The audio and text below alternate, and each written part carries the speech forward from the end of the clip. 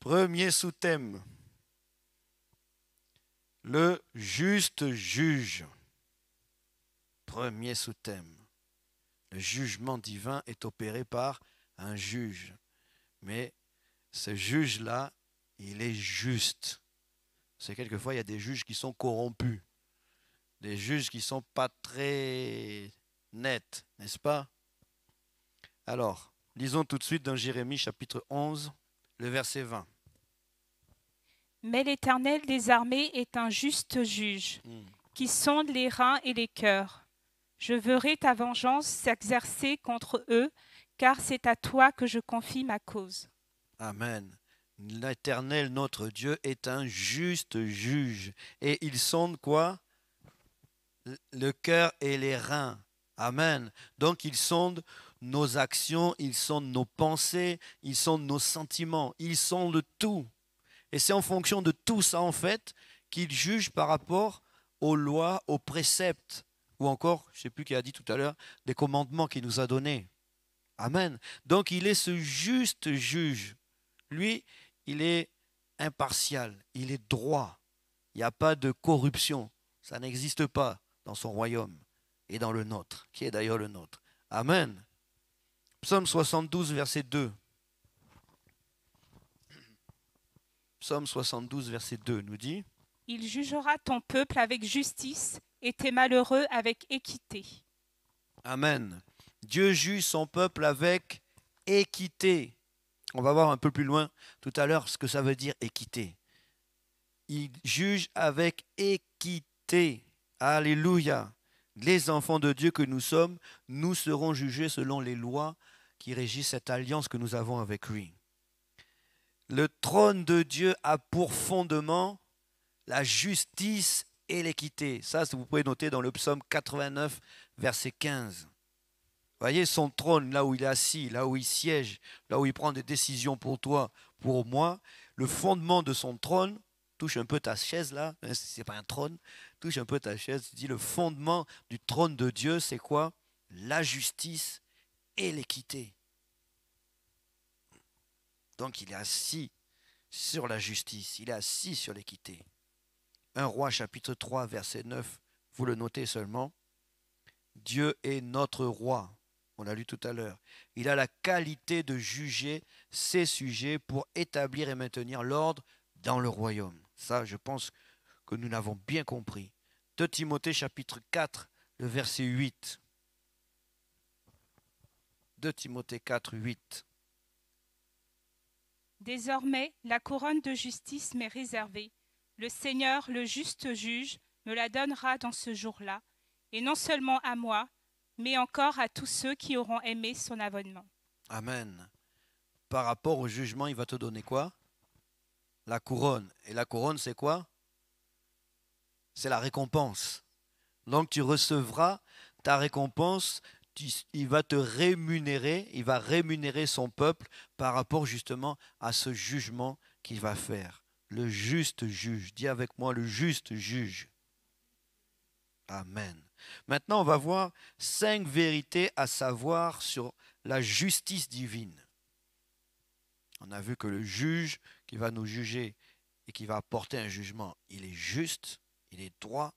Son trône a pour fondement la justice et l'équité. Il n'y a pas de corruption, il est droit. Mais maintenant, qu'est-ce que la justice divine? Alors, premièrement, première vérité, on l'a vu tout à l'heure, première vérité, Dieu juge en qualité de quoi? En qualité de roi. Amen. En qualité de roi, vous pouvez même ajouter de tout l'univers. Il est le roi souverain. Il n'y a personne au-dessus de lui. En référence, vous pouvez noter toujours le même passage, 1 Roi, chapitre 3, verset 9, ou encore Acte 19, 11 à 16. Dieu juge en sa qualité de roi. Et en sa qualité de roi, il possède des emblèmes. Alors, quels sont les emblèmes qu'il possède? On va voir ça. Premièrement, dans Ésaïe 6, 1. En sa qualité de roi, il possède des emblèmes. Ésaïe 6, 1 nous dit: L'année de la mort du roi Osias, je vis le Seigneur assis sur un trône très élevé, et les pans de sa robe remplissaient le temple. Les pans de sa robe remplissaient le temple, ou encore les pans de sa tunique. Ça symbolise quoi? L'identification ou encore la distinction. Quand vous voyez un policier en tenue, vous savez que c'est un policier. Pourquoi? Parce qu'il porte cette tenue. Il porte, bon, eux c'est pas une tunique, hein, mais ils portent la tenue, l'uniforme, voilà. Ça c'est le premier emblème de la royauté. Deuxième emblème de la royauté.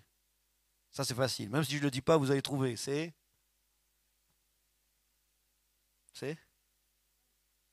non, ça c'est après. Chut. Et non? C'est quoi? Ça c'est après. C'est juste après celui-là. Qu'est-ce qu'il porte le roi? La couronne, yes. Il porte la couronne. Donc deuxième emblème de la royauté, c'est la couronne. 2 Samuel 12, 30. 2 Samuel 12, 30. Il enleva la couronne de dessus de la tête de son roi. Elle pesait un talent d'or et était garnie de pierres précieuses. Amen. Voilà, deuxième emblème de la royauté, la couronne. Troisième emblème de la royauté, Psaume 89, verset 15. On l'a cité tout à l'heure, mais on ne l'a pas lu. La prophétesse l'a dit, c'est le trône. Et c'est le passage où on nous dit que le trône de Dieu a pour fondement la justice et l'équité.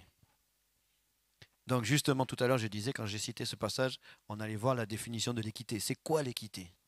Est-ce que quelqu'un peut nous mettre sur la piste? L'équité c'est quoi? Ou donner un synonyme, des fois c'est plus simple pour comprendre. L'équité. Voilà, c'est ce que j'allais dire, exactement. L'équité c'est la droiture. L'équité c'est l'impartialité. C'est la qualité qui consiste à attribuer à chacun ce qui lui est dû par référence au principe de la justice. Et notre Dieu, son trône est basé sur la justice et sur l'équité, la droiture, l'impartialité. Ensuite, emblème suivant de la royauté, ça a été dit tout à l'heure, c'est Ilia qui nous l'a dit tout à l'heure, le sceptre, yes. Le sceptre, c'est quoi le sceptre?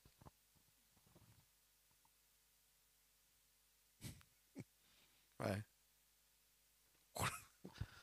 J'ai toutes sortes de mimes. Le sceptre, c'est le bâton. C'est comme un bâton que le roi a. C'est le bâton de commandement. Hein? C'est le bâton de l'autorité. C'est un des insignes du pouvoir suprême. C'est vraiment un insigne de la royauté, l'emblème de la royauté. En hébreu, donc, le sceptre, ça vient de l'hébreu shebet. C-H-E-B-E-T. Shebet. Et qui signifie tout simplement bâton de pouvoir ou bâton d'autorité. Donc le roi, il a la tunique, la tenue, il a la couronne, il a le trône et il a le sceptre. Donc notre Dieu, lui, il a déjà tout ça, n'est-ce pas? Il a une couronne, il a un trône, il a la tunique et il a les sceptres. Alléluia. Donc première vérité sur la justice divine, Dieu juge en qualité de roi, avec tous ces emblèmes qu'il possède. Donc il est roi, ça c'est évident. Deuxième vérité, Hébreux 6, 10. Hébreux chapitre 6, verset 10. Car Dieu n'est pas injuste pour oublier votre travail et l'amour que vous avez montré pour son nom. Amen. Oh, pardon, tu as fini? Non. Donc, est-ce que tu peux reprendre, s'il te plaît? Car Dieu n'est pas injuste pour oublier votre travail et l'amour que vous avez montré pour son nom. Amen. Dieu n'est pas injuste pour oublier. Donc, ça veut dire qu'il est juste pour y penser. Donc, ça veut dire que deuxième vérité par rapport à la justice divine, Dieu récompense la fidélité de chacun. Lorsqu'il te juge, si tu es demeuré fidèle, tu seras récompensé. Il n'est pas injuste pour oublier, mais il est juste, il est droit, il est dans l'équité et il récompense la fidélité de chacun. Il récompense le travail que tu fais pour lui. Amen. Et comme je disais tout à l'heure, dans ces temps de la fin, on est invité à redoubler de travail pour lui. Et on vient de le dire, il n'est pas injuste pour oublier ce travail-là. Il rémunère. Alors quand on dit rémunérer, voyez pas tout de suite les euros, les lingots d'or. C'est ça, mais c'est pas que ça. Il te rémunère en paix, en joie, en guérison, en bonheur, en tout ce dont tu as besoin. Amen. Oh. Ah, merci. Alléluia. Troisième vérité. Lisons le psaume chapitre 19 et le verset 10.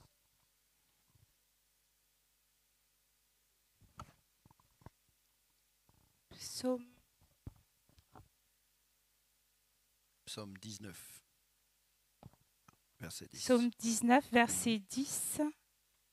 La crainte de l'Éternel est pure, elle subsiste à toujours. Les jugements de l'Éternel sont vrais, ils sont tous justes. Amen. Donc, troisième vérité sur la justice divine, les jugements de Dieu sont équitables et vrais. Amen. Ils sont équitables et vrais. Comme je disais tout à l'heure, il n'y a pas d'histoire de corruption, il n'y a pas d'histoire de dessous de table. Hein. On a corrompu le juge pour que la sentence soit en notre faveur et qu'on ait des grosses récompenses. Non, ça n'existe pas. Dieu, quand il rend sa justice, c'est dans la vérité et dans l'équité. Quatrième vérité, lisons Romains chapitre 11, verset 33. Romains chapitre 11, verset 33. Or, profondeur de la richesse, de la sagesse et de la science de Dieu, que ses jugements sont insondables et ses voies incompréhensibles. Amen. Ces jugements sont comment? Insondables. Insondable, on peut le remplacer encore par profond. Ces jugements sont profonds. Ces jugements sont illimités. Ces jugements sont empreints de sa sagesse à lui. Amen. De toute son omniscience. Alléluia. Donc, quatrième vérité, les jugements de Dieu sont insondables ou encore profonds, illimités. Cinquième vérité, vous pouvez noter Psaume 105, verset 7 ou Ésaïe 26, 9, que nous avons déjà lu. Les jugements de Dieu sont universels. Ça veut dire quoi? Ça veut dire que tout simplement, les jugements de Dieu s'étendent à tout. S'étendent à tous les domaines.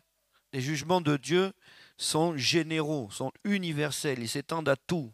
Ils jugent tous les domaines de notre vie, toutes les œuvres que nous pouvons faire, tout ce que nous sommes. Amen. Amen. Donc justement, bon, on va lire un passage avant que je dise justement. 1 Pierre, chapitre 1er. 1 Pierre, chapitre 1er, verset 17.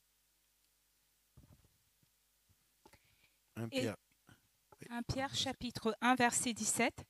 Et si vous invoquez comme Père celui qui juge selon l'œuvre de chacun, sans exception de personne, conduisez-vous avec crainte pendant le temps de votre pèlerinage. Amen. On l'avait lu tout à l'heure. Hein? Tu peux le relire encore. Et si vous invoquez comme Père celui qui juge selon l'œuvre de chacun, sans exception de personne, conduisez-vous avec crainte pendant le temps de votre pèlerinage. Amen. Conduisez-vous avec crainte pendant le temps de votre pèlerinage. Conduisez-vous. Se conduire, ça veut dire quoi? Ça veut dire qu'on doit manifester certaines attitudes. Donc face à la justice divine qu'on vient de voir, cette justice divine où Dieu nous juge en tant que roi, où Dieu récompense la fidélité de chacun, où ses jugements sont équitables et vrais, où encore ses jugements sont insondables, profonds ou encore illimités, où ses jugements sont universels qui touchent tous les domaines. Donc on sait maintenant que Dieu est ce juge-là. On connaît maintenant quelques vérités sur la justice divine en elle-même.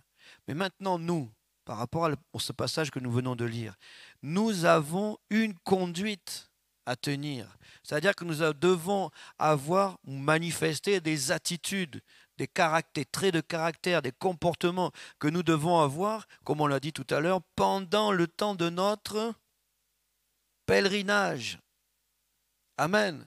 Tout le temps de pèlerinage, c'est le temps où c'est comme si tu étais en, comment on appelle ça, en partiel, c'est ça. Hein. Quand on fait les études, les examens, c'est les partiels. Donc quand tu es en période de partiel, là, c'est chaud, hein, n'est-ce pas?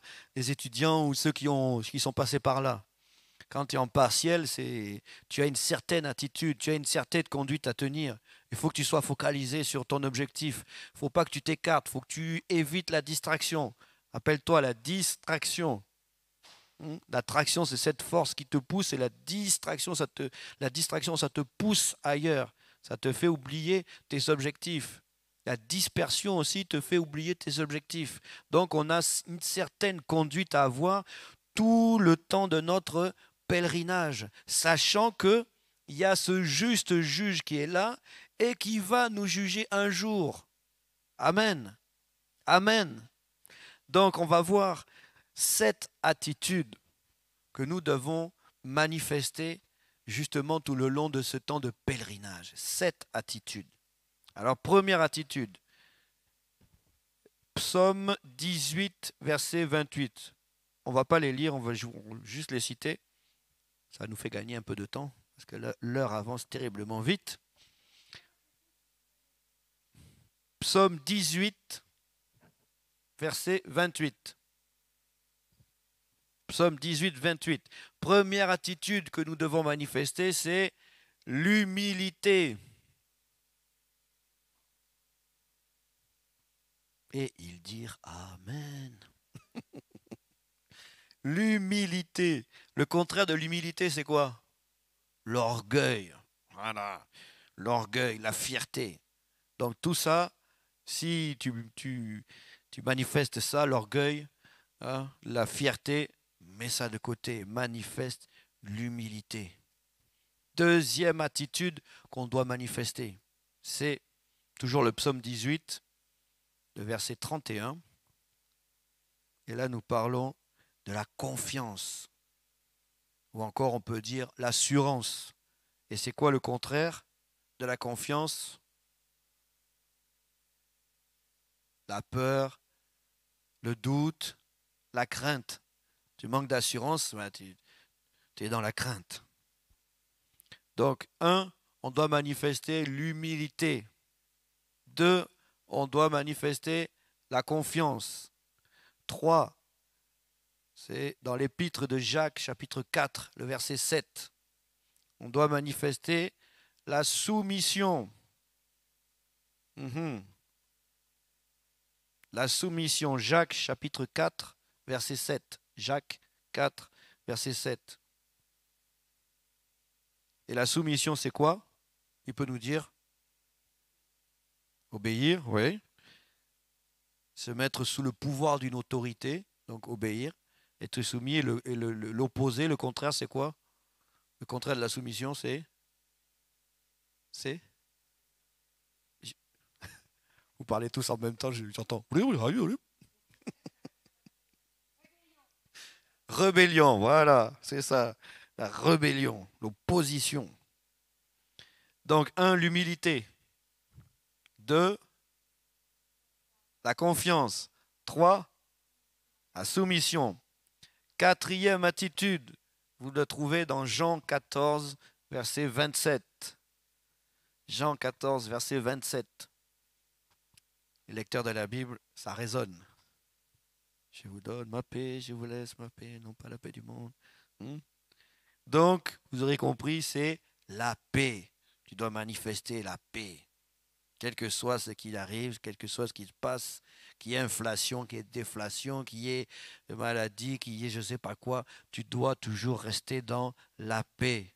Pas la paix du monde, hein, la paix du Seigneur. Et la paix, c'est quoi encore? La tranquillité, le repos. Et le contraire de la paix, c'est la guerre. Tout de suite qui vient, on pense la guerre, les conflits, les tracas, l'anxiété. Oh, comment je vais faire, Seigneur? Oh là là. Après, quand j'ai reçu la convocation, je n'étais pas dans la paix. Je vous l'ai dit. J'étais anxieux, j'étais dans les tracas. J'ai dit, mais qu'est-ce qui va m'arriver? Non, c'était rien en fait. Le Seigneur était avec moi. Après, quand je me suis repris, j'ai changé d'attitude. J'ai manifesté la paix. Yes. Cinquième attitude. Je vous ai donné la référence de la paix? Ok. Yes. Cinquième attitude, c'est l'espérance. L'espérance. Là, vous pouvez noter Genèse 37. Genèse 37, du premier verset au verset 19. 1 à 19 et ensuite 27 à 28. Ça, c'est l'espérance. Et c'est quoi l'espérance? L'espérance, c'est la confiance en. Je manifeste la confiance en. Et le contraire de l'espérance, c'est le désespoir. Voilà.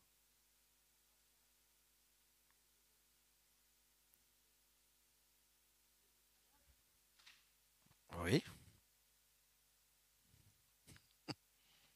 Tu as tout résumé. Sixième attitude. Sixième attitude dans Matthieu 24, verset 13. Sixième attitude, c'est la persévérance. La persévérance. Et la persévérance, c'est encore la constance ou la ténacité. Il faut persévérer. Rappelez-vous, moi, quand j'entends persévérance, tout de suite, je pense à l'apôtre Paul. Avec tout ce qu'il a vécu, tous ces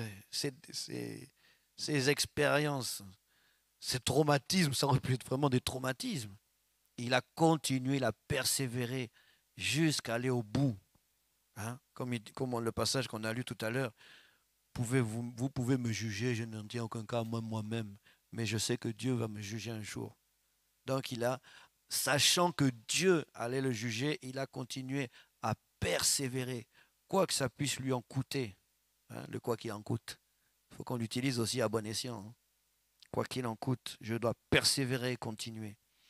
Et septième attitude, dans Romains chapitre 14, du premier verset au verset 4, Romains 14, 1 à 4, on doit manifester la sympathie, ou encore la générosité, ou encore, parce que la sympathie c'est quoi? On doit dire à quelqu'un, tu es sympa. Hein? Il est sympa lui. Elle est sympa. Hein? C'est quoi? Qu'est-ce qu'on exprime en fait? La bonté, oui. La bienveillance. La bienveillance envers autrui. Et le contraire, c'est quoi le contraire de la sympathie? La méchanceté, ouais. Ou encore l'indifférence. Parce que quelqu'un qui est sympathique, il manifeste, comme tu disais, la bonté ou de la bienveillance. Mais le contraire, c'est l'indifférence. Hein. Ouais, vas-y. Hein. Que tu aies une bonne tête, que tu aies une mauvaise tête aujourd'hui, ça ne lui fait rien. Non. On doit être toujours dans la sympathie. Donc, quelles doivent être les attitudes que nous devons manifester face à la justice de Dieu? On a dit 1. L'humilité. Rappelle-toi, l'humilité. Et il y a un passage qui nous dit, je n'ai pas la référence, je ne sais pas si quelqu'un l'a, l'humilité précède la gloire. Ce n'est pas la gloire en premier. Hein. Oui, c'est dans les proverbes. Bon, si quelqu'un le trouve. 1. On doit manifester l'humilité. 2. On doit manifester la confiance. 3. La soumission. 4. La paix. 5. L'espérance. 6. La persévérance. Et 7. La sympathie ou la bienveillance. Alléluia. Est-ce qu'on peut dire tous ensemble Alléluia. Amen. Voilà les attitudes que l'on doit manifester. Donc tu peux dire à ton voisin ou à ta voisine, nous avons du travail. Mais dans ces attitudes-là, il y en a une qui va bien nous servir. Hein. C'est la persévérance. La persévérance. Même si tu as du mal à manifester l'humilité, il y a des personnes qui sont humbles naturellement. Il y en a d'autres, c'est un peu plus difficile. Mais il faut continuer, il faut persévérer. Il faut continuer à se travailler. Il faut continuer à chercher à garder la confiance en Dieu.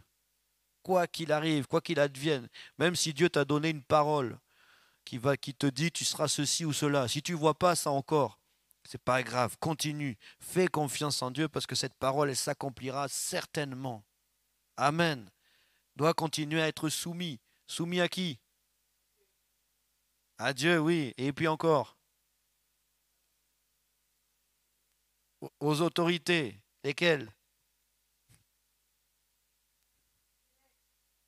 Autorité céleste et autorité sur la terre. Ok. On doit être soumis. Ensuite, on doit garder la paix. Quoi qu'il arrive. Alors ça, c'est aussi dur. Hein? Quoi qu'il arrive, quelle que soit l'enveloppe que tu ouvres dans ta boîte à lettres, des fois, il y a des enveloppes, il y a des sigles dessus, des logos. Tu hey! Quand tu la vois, tu as envie de la remettre dans la boîte à lettres. Je la prends, je la prends pas. tu commences à avoir un peu à te sentir un peu mal. Non, non, reste tranquille. Le roi des rois, il est avec toi. Le Tout-Puissant, il est avec toi. Qu'est-ce qu'une enveloppe va te faire? Rien du tout. Même ce qu'il y a à l'intérieur, même les gens qui t'ont écrit. Amen. Reste dans la paix. Ensuite, cinquième attitude, on a parlé de l'espérance. Continue à espérer. Et l'espérance, elle est appuyée, elle est fondée sur quoi? Sur le journal du Trésor? Non, elle est fondée sur la Bible, sur la parole de Dieu. Elle est fondée sur les promesses de Dieu.